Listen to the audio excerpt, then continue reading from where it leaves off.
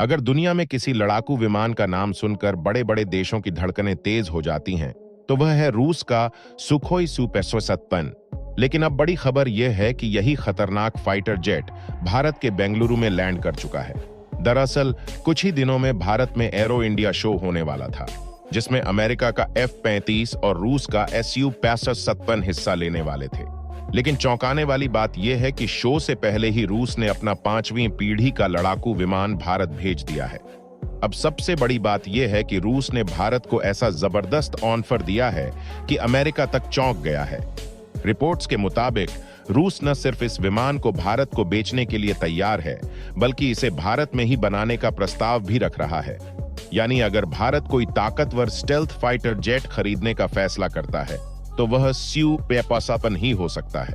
आगे बढ़ने से पहले, अगर आपको भारत की ताकत से जुड़ी यह जानकारी पसंद आ रही है, तो इस वीडियो को लाइक करें और चैनल को सब्सक्राइब जरूर करें।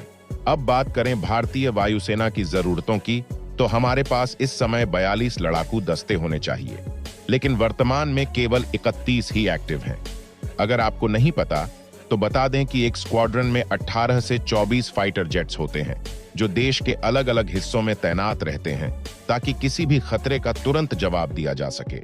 चीन और पाकिस्तान की बढ़ती चुनौतियों के बीच भारत को कम से कम 180 से 200 नए लड़ाकू विमानों की जरूरत है।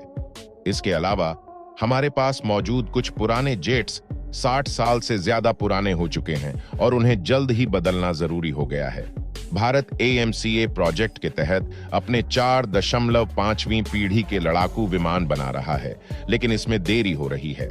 इसी वजह से भारत 114 मिशन लड़ाकू विमान खरीदने के लिए पहले ही एक टेंडर जारी कर चुका है। इस डील में अमेरिका, रूस और फ्रांस जैसे देश भारत को अपने फाइटर जेट्स बेचने की होड़ में लगे हुए हैं। अमेरिका F-35, रूस Su-37 और फ्रांस अपने राफेल को आगे बढ़ाने की कोशिश कर रहा है। लेकिन अब हालात ऐसे बन चुके हैं कि रूस इस रेस में सबसे आगे निकलता दिख रहा है।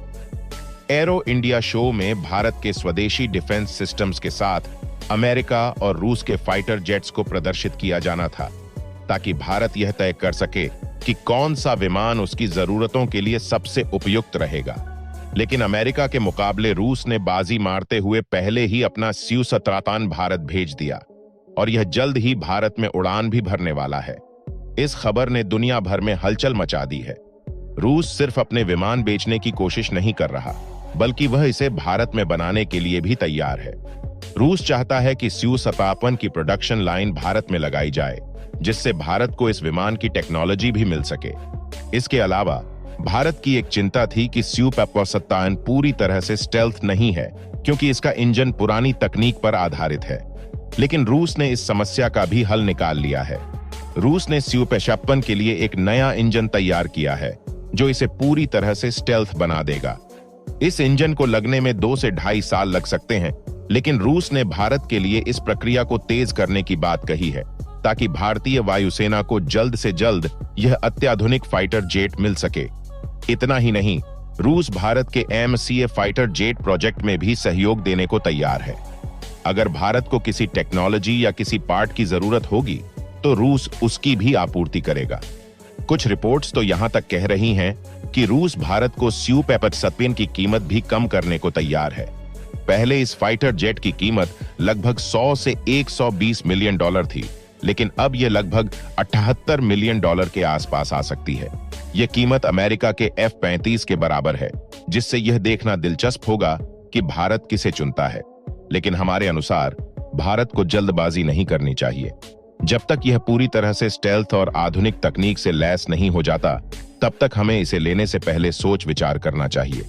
हालांकि अंतिम फैसला भारतीय वायुसेना का होगा। आपका क्या विचार है? क्या भारत को Su-57 लेना चाहिए या F-35 बेहतर विकल्प होगा?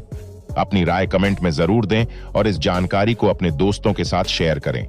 इसी तरह की और भी दिलचस्प खबरों के लिए चैनल को सब्सक्राइब करें और बेल आइकॉन दबाना न भूलें। जय श्री राम।